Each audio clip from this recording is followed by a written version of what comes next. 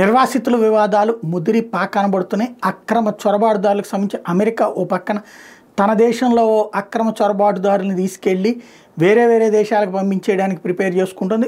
వాళ్ళకి డిపోర్టేషన్తో పాటుగా ఇంకా ఏ దేశం అయితే అంగీకరించదో వాళ్ళందరినీ తీసుకెళ్ళిపోయి వేరే జైళ్ళల్లో ఎల్ సాల్వడార్ లాంటి చోట్ల క్రూరమైన జైళ్ళల్లో పెడుతున్నటువంటి సందర్భం చూస్తున్నాం. ఇప్పుడు తాజాగా ఇది క్రమక్రమంగా యూరప్ సమాజంలో పాకుతున్నటువంటిది. అక్రమ చొరబాటుదారుల్ని పంపించేయాల్సిందే, అక్రమ మార్గాలు వచ్చిన వాళ్ళు లేదా శరణార్థుల పేరుతో మన దేశంలోకి వచ్చిన వాళ్ళని రానివ్వడానికి వీల్లేదంటూ ఉన్నోళ్ళని కూడా పంపించేయాలని చెప్పి దేశాలు ఉద్యమాలు చేస్తున్నది చూస్తున్నాం. ఇప్పుడు కీలకమైనటువంటి అంశం ఏంటంటే ఐర్లాండ్కి సంబంధించినటువంటి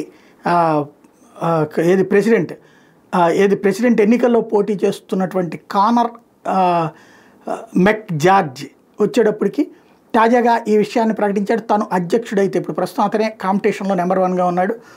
అక్రమ చొరబాటుదారుల్ని దేశం విడిచేలా చేస్తాను, వాళ్ళ దేశానికి పార్సిల్ చేస్తాం. అట్లాగే ఫారెన్ క్రిమినల్స్ విదేశాల్లో అక్రమాలకు పాల్పడి దుర్మార్గాలకు పాల్పడి అరాచకాలు చేసి మన దేశం వచ్చి ఇక్కడ షెల్టర్ తీసుకుంటున్నటువంటి వాళ్ళని ఎట్టి పరిస్థితుల్లో అంగీకరించడానికి ప్రకటించాడు.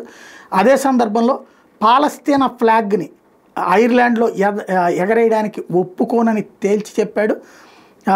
Irish flag will be raised on Irish soil అన్నటువంటి విషయాన్ని తేల్చి చెప్పాడు.